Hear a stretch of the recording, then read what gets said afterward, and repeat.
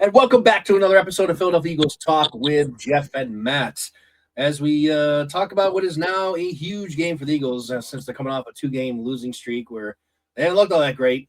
There's some new injury news. We're going to dig into that and give you the latest details because they're very impactful to say the least. And that's really on both sides. The Chargers have their own injuries to deal with, and then we had breaking news today about Jalen Carter that we'll talk about as well. So before we get going, Matt, welcome to the episode as always. Any opening thoughts before we start getting into this one? Well, it's go time. And talking about Carter missing time is not a fun thing because I don't know who steps up. I don't know if Ojomo can be that guy if Carter is going to miss time, and I can't name anybody else besides Jordan Davis because their depth is – well, if you're talking about the Nebraska rookie, it's his time to shine. Like, let's go.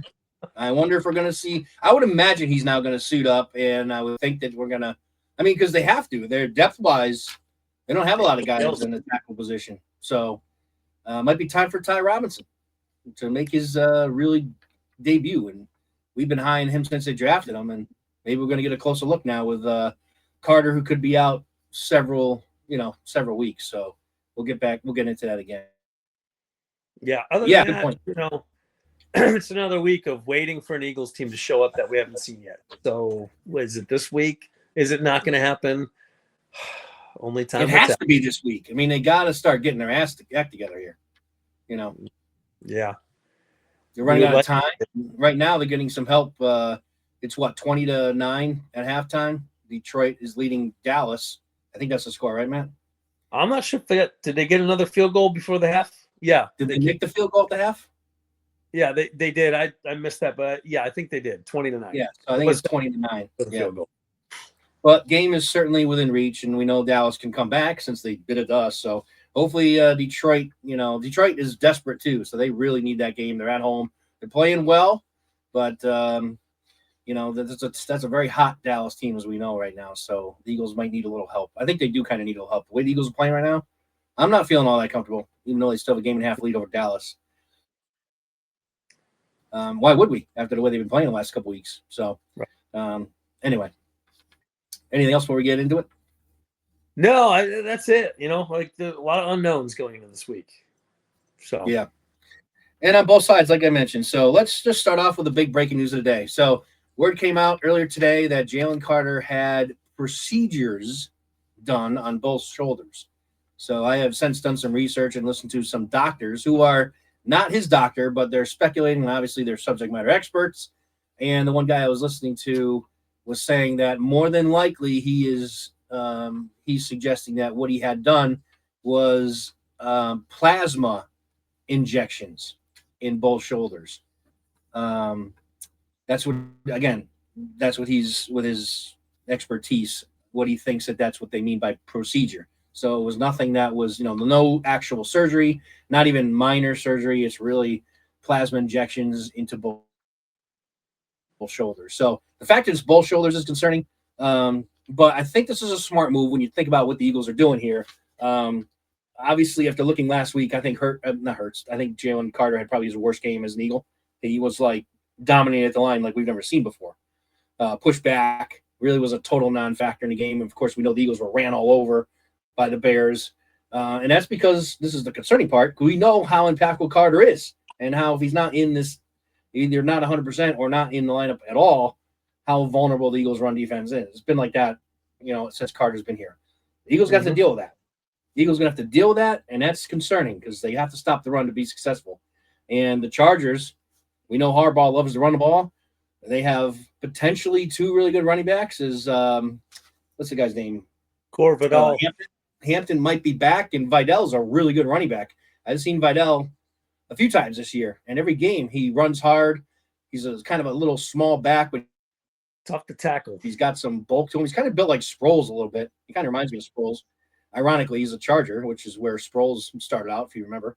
But he's a good back, is what I'm saying. So, and then if they get that rookie back, he was off to a good start this year before he fractured his ankle. So it's not 100% certain that he's going to be back, but they were speculating that Hampton might have returned last week. They ended up holding him out another week. So I think when I'm reading, and I don't know about you, Matt, if you got any insight, but it sounds like Hampton might be activated on Monday night, or at least we shouldn't be surprised if he is. He's looking at it. I think it's being a Monday night game. He's got the extra day to see if he can get one practice in. If he doesn't get a practice in on Saturday, then or by Saturday, then I think he'll probably be out. I don't think they'll take a chance with their rookie. But at the same time, they don't need him back. Like Vidal's been a fine running back in his absence, and he's a little. He is about the same size as Sproles, but he's stockier. He's just a little thicker. Whereas Sproles might be a little bit faster and quicker with cutting. Vidal's just a little bit more compoundly stacked, almost like Napoleon Kaufman type, short but stocky dude. Agree. So, and Harbaugh's reminded me of Sproles was more or less his height. Like he's just not a tall running back. But there's some variance there in terms of his body structure and all that. But the bottom line is he's a good back. I mean, I've seen him, and he's for a backup running back, he's damn good. Yeah, they're not missing much. So we'll see where that goes. I'll save the rest for the keys of the game, but So just getting back to the Jalen Carter, the injections. So as the doctor I was talking about, he goes, the key to those injections is rest. So it's kind of the other option, the way he was explaining it, between a cortisone shot, which is more immediate relief and pain when you get a cortisone shot. But long-term wise, he would need repetitive cortisone shots to kind of keep him going, and it may not necessarily address whatever issues he's having with his shoulders. Whereas the plasma injections, they take time, like weeks is what, again, the timeline that we're hearing, which is why the doctor believes that this is what exactly he got. It takes weeks to kind of settle and start working. It's not like you can take an injection and get out there and play in a few days. So it's gotta settle in. So that's what, again, I'm not a doctor. I'm just quoting what a doctor said that he believes it is. And it makes sense when the way you described exactly how the Eagles are explaining what Jalen went through on Monday. So regardless of whatever it is, he's going to be missing this game and probably the next 2 to 3, maybe even the end of the regular season. But again, what I was talking about earlier, I was trying to allude to is that I believe this is a good decision by the Eagles because they are in a good setting to make the playoffs, even though they're making things too exciting right now. But you need a healthy Jalen Carter if you're going to do anything in the playoffs. And I think that's the Eagles' perspective. Get Jalen back, because if he's out there like he was last week trying to fight through this injury and being completely ineffective, that's not going to do anybody any good. So I think it's a good decision. Bottom line is they're going to have to try to figure out how to win some games without Carter and stop the run and all those things that Carter does for this Eagles defensive line. So, doesn't mean Ty Robinson. You and I know we're excited about that guy. By the way, speaking of Ty Robinson, let me just show you this real quick. I don't know if it's going to come up. Can you see that at all? Probably disappears, doesn't it? I assume that's a rookie card. Yeah, it's his autograph. Can you see it? No, it disappears when they bring it close.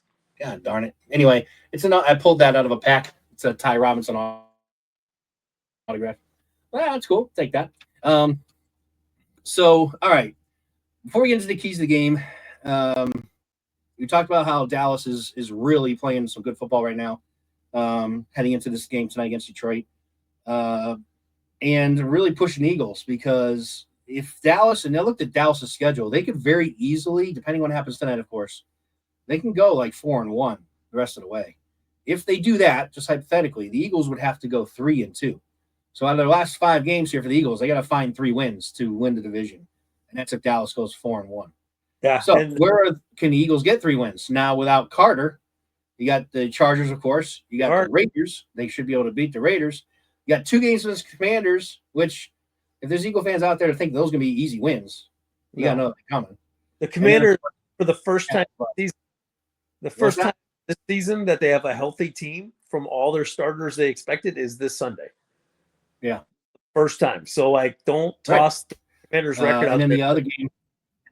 Yeah. It's not going to be a push. Yeah. Do you think they're not going to be motivated? Their season's been over for weeks. Yeah. They're going to be motivated to try to knock out the Super Bowl champions who knocked them out last year. Yep. So that's not going to be easy wins. Any Eagle fan that is suggestion that's going to be just, we can.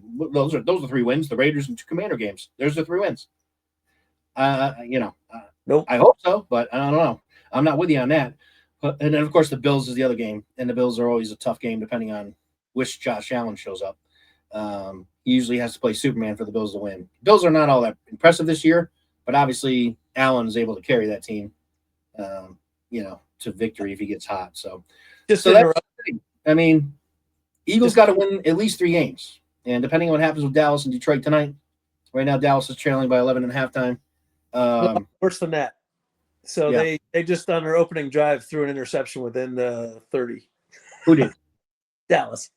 So it's Lions ball at about the 20-yard line. Dallas did? Yeah.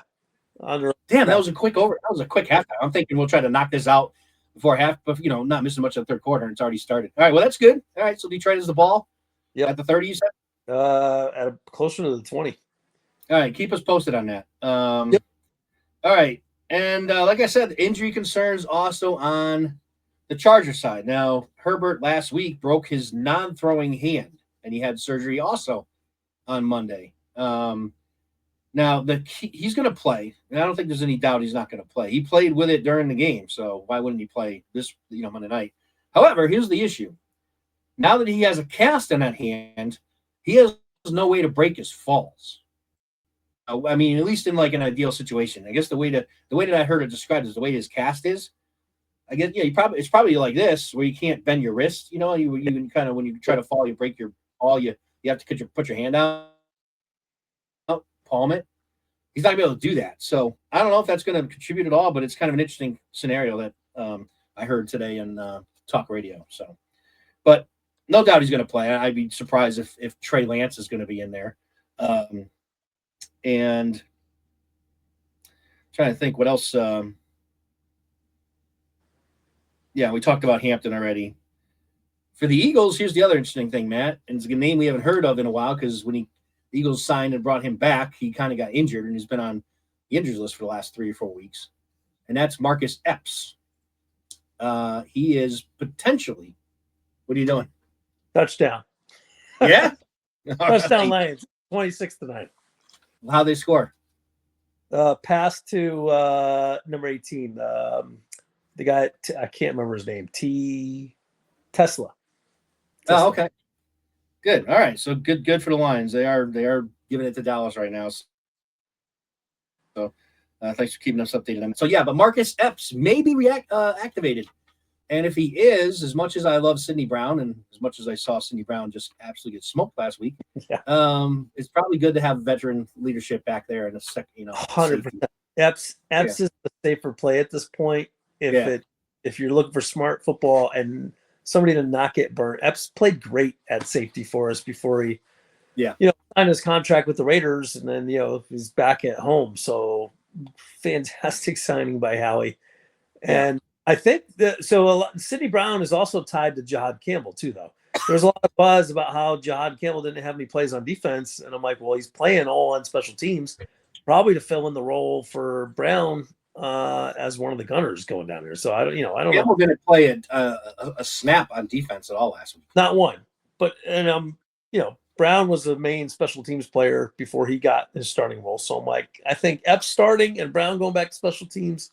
And Campbell coming back on the field, I'm like, they're going to need Campbell, I think, especially in the absence of Carter, to maybe get some schemed blitzes going. Like, let's see how much genius Vic Fangio has to cover up for Carter not being in the middle and see if we can get some exotic blitzes going this weekend against the Chargers. And Epps is another guy that's a good run supporter. I mean, so was Sidney Brown, but I think Epps is even better than him because he's been playing longer. He's definitely a more tackler. He's a hard hitter too. People forget about Epps, man. He can lay the wood also, So we'll see if he's activated. Right now, that has not happened yet. He's still not on the active list. But there's some talk that Eagles might activate him before the game. So we'll see what happens there. Also during the week, Darius Slay was released by the Steelers, giving Eagle fans some hope that maybe the Eagles could claim Slay and get another veteran back there for the number 2 corner slot. The Eagles it came out now that they did actually put in a claim in for Slay, but because they're Super Bowl champions, they have the last claim. So they got to wait. Basically, every single team in the league's got to pass on him to get to the Eagles to be able for them to get him. And he did fall quite a bit because the Bills are the ones who took him, and they obviously had a pretty high, or low, whatever way you want to look at, a waiver pick also. So to the Bills goes Slay. So he came close, but no cigar kind of thing with Slay coming back to Philly. All right, that's all I got in terms of just general view. I got a couple more injury updates here. I'll go through on the Chargers side.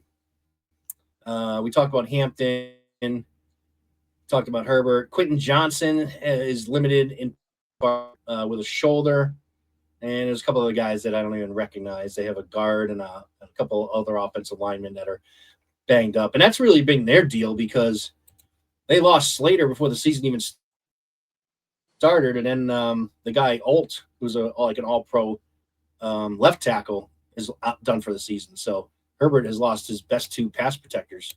So hopefully the Eagles can take advantage of that. They're going to have to. I mean, they're going to have to get pressure somehow, and now it may not come up through the middle as normal. So to your point, maybe we get Campbell in there with some more blitz packages. It'll be interesting to see what Fangio decides to do without his best defensive lineman in there. So any thoughts on that? No. They'll, Chargers are banged up. Eagles are playing inconsistent. So I really don't know what to expect from this game. Almost like every week with the Eagles. Yeah. They could be blown out. They could win in a blowout, or it could be just a down to the wire ball game where you wish you saw better football. That's where I put this game. No expectations. Yeah. Well, they got to win. Somehow the Eagles got to figure out how to win this game. What's good is that a lot of Eagle fans typically show up at the Charger games. I remember last time they played out there, it was like half the crowd was Eagle fans. So hopefully it's this kind of similar, where it's kind of a home game away from home that maybe give them a little bit of boost. However, last week they were at home and they lost, and they played horrible, and they were booed off the field, deservingly so. They got to figure it out. I mean, we got to see something here offensively. They had a mini bye week this week. Were they able to figure some things out? I don't know. Week 12 into the season, they still haven't figured it out. Are they going to figure it out now? I don't know. But they got to get this offense going. I mean, it's amazing when you just really take a step back and just look at how successful they were running the ball last year and how they just can't run the ball this year. It's just amazing how bad they are running the ball. Maybe we see more Tank Bisbee. We didn't even get a carry last week, I don't think.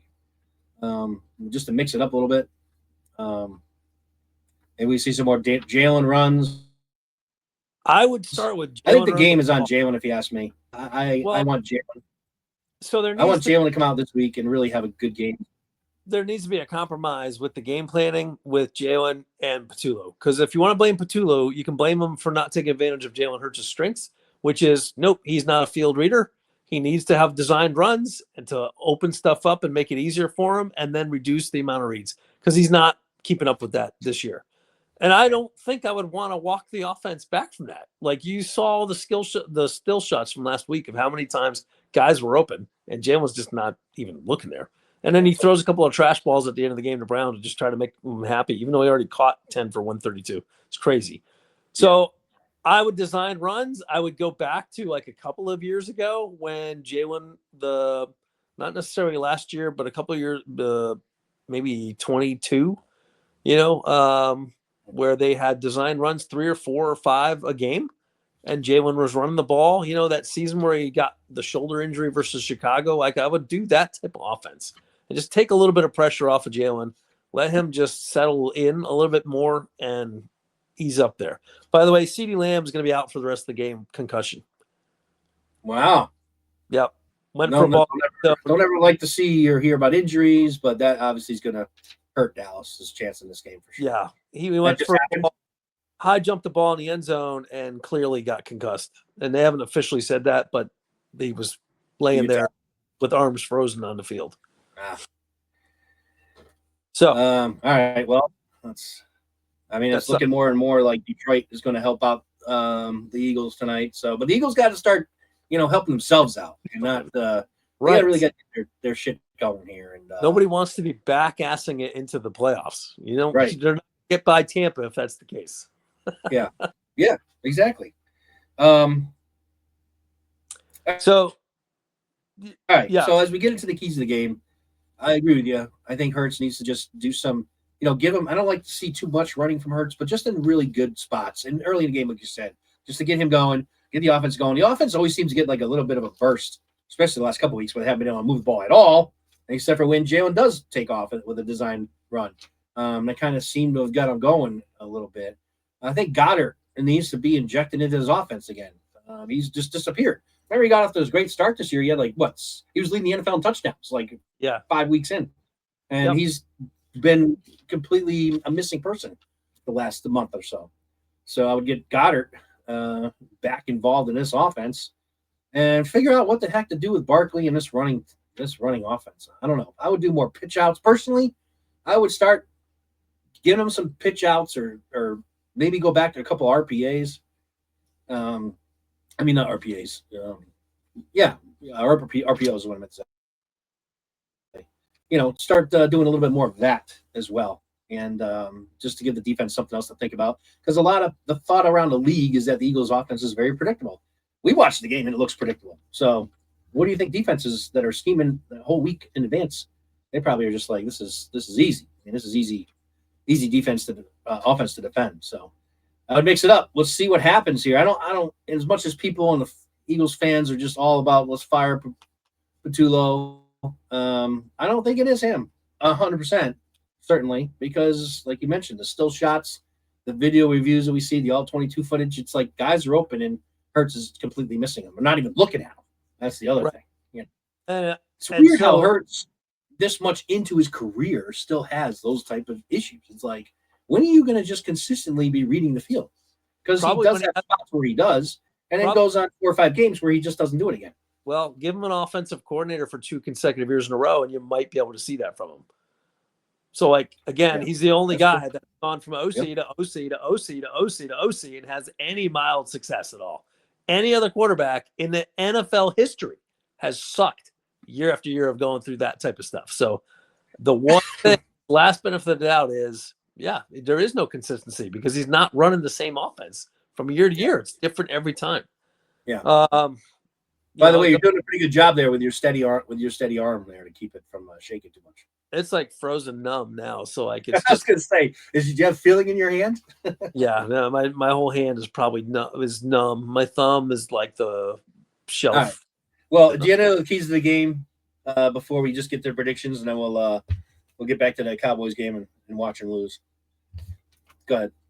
Any other keys to the game you want to mention? Can you make a play on defense anymore? Can somebody get turnover on defense? When's the last interception that we had? Can we get an interception? Blankenship just had one last week. He did.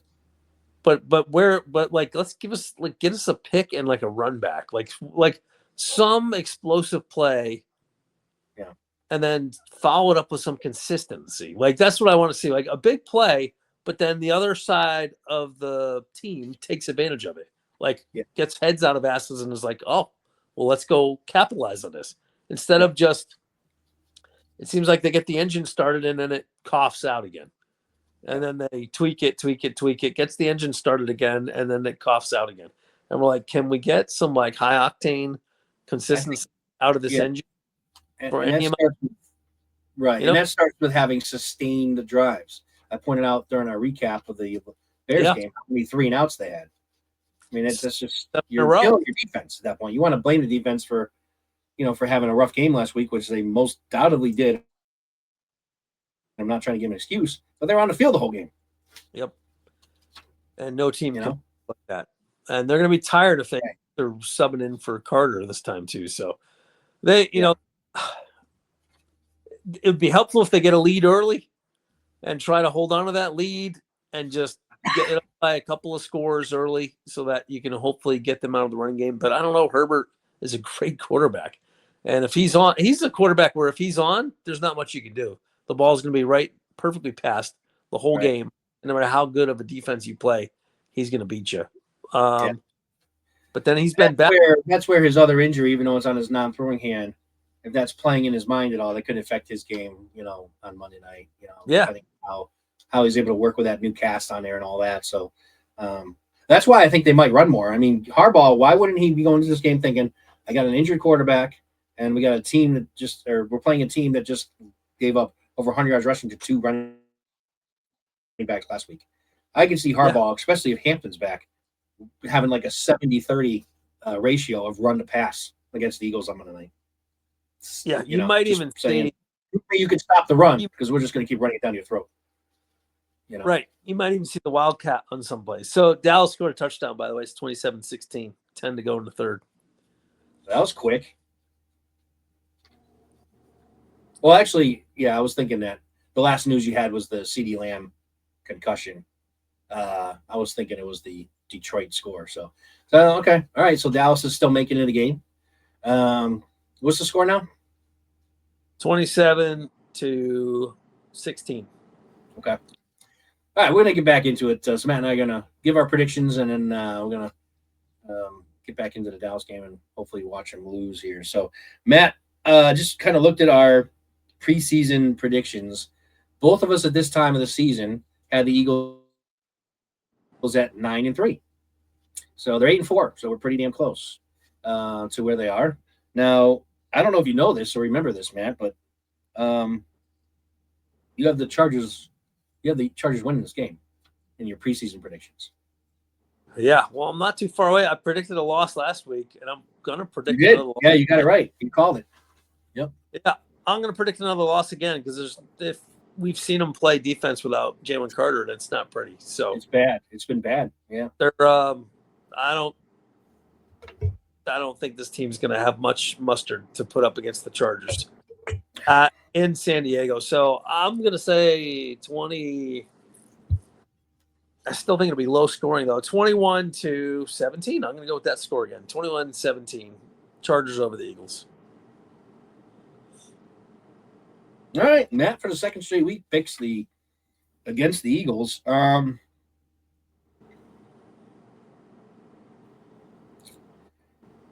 just, for some reason, I can't see them losing 3 straight games. I say that now, but at the end of the first quarter, I don't know if they're going to win or lose this game. Yeah. It's kind of just how it be. I don't know if they're going to be laying another egg or not right early on. So right now, not having the benefit of seeing how the first quarter goes, I'm just going to go against the odds. I just don't see the Eagles losing 3 straight. Now, it does certainly concern me without Carter and how this running defense is going to stop the run, especially coming off last week. Other than I would hope that Vic is like trying to figure things out without Carter and how to stop the run or at least support the run. I mean, would I be shocked if the Chargers win? Absolutely not. Absolutely not. So, I could definitely see you while you're picking against them. Maybe this is a pick with my heart versus my brain. But I just can't see the Eagles losing 3 straight. I think they're going to finally wake up and give it enough points to hold on for a close win. I'll go 23-20 Eagles. Maybe it's a late field goal. Maybe it's a late stop that they get. But I expect a close game. And like I said, you asked me at the end of the first quarter on Monday night, I'll tell you exactly who's going to win this game. And hopefully I'm still sticking with the Eagles at that point. But just need to see this team get their act together. They're the defending Super Bowl champions. Let's start playing like it. Every team has injuries. Every team's been dealing with injuries. No more than the Chargers, who lost both their bookend tackles. Lane Johnson, of course, is still out too for the Eagles, and we know their record without Lane Johnson, which is probably maybe factoring in also to your prediction, Matt. But like I said, this is maybe for the first time as I try to go more with my brain in these predictions than heart, but I'm going to go with a heart pick and override my brain and think that the Eagles are just going to gut out a win on Monday night, somehow figure out how to get a win. That's what I'm going to go with, 23-20 Eagles on Monday night. So I hope. Go ahead. Any closing thoughts? I've seen nothing from the Eagles to make me believe that that's going to take place. I agree. I haven't either. Raiders lose a game that was very hard fought, and that was a team that at the end of it, I was like, you know what, that team's probably going to win this week. Yeah. Because there was some heart on that field. There was hope because McLaurin was back. They're making plays, and if Mariota didn't make the stupid play within the 20 on the first or second drive of the game, then they win that game and they go home. But that's a team that's playing together and playing with urgency, and they don't even have a chance at the playoffs. Yeah, they're out. Team that is expected to do better, and every time something goes bad, I see hands up in the air, like palms up, like what happened? And I'm like, none of you guys are actually doing the things that you said you were going to do. Oh, we have to get better. Oh, we have to challenge ourselves. And I just don't think that they have it in them. I think at this point the season is running too long, and I'm not expecting too good of a few remaining weeks here of football. Not with the schedule. So you think? It sounds like you think that we're going to have another 2023 collapse. Is that what you're into here? I'm not sure we can equate to that because we were 10-1 when we started collapsing. So we're already a couple losses past that. So it can't reach those expectations. But you don't see the Eagles getting back to playing consistently good, especially offensively. Not unless there's drastic changes. And for me, I already talked about it last week. The first change I would make is, hey, things aren't going right. Jalen, I think we need to just have you take a seat and take a rest and see how you respond. I would expect he would respond like a champion and be like, well, then the next guy up. Okay, coach, 10-4, I got Tanner's back.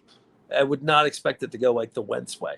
So there's no harm in benching Jalen. If you think that he can't make this offense work because it's too complex, and you already said you're not sitting the OC, well, then you have to change something else. And this is where it does come down to Sirianni to make a decision. I don't mind the structure that they have for their head coach and the OC and the DC and all that. He empowers his folks to just make the calls, you know. But at the same time, like, okay, there's clearly a conflict though that's going on behind your scheme versus your quarterback's ability. So you either scheme to the ability of the quarterback or you sit the quarterback and find one that plays the scheme. One of those decisions has to come down. And I don't know how, if the longer they delay that, the more losses are going to stack up. Interesting take. I don't see the Eagles benching Hurts. However,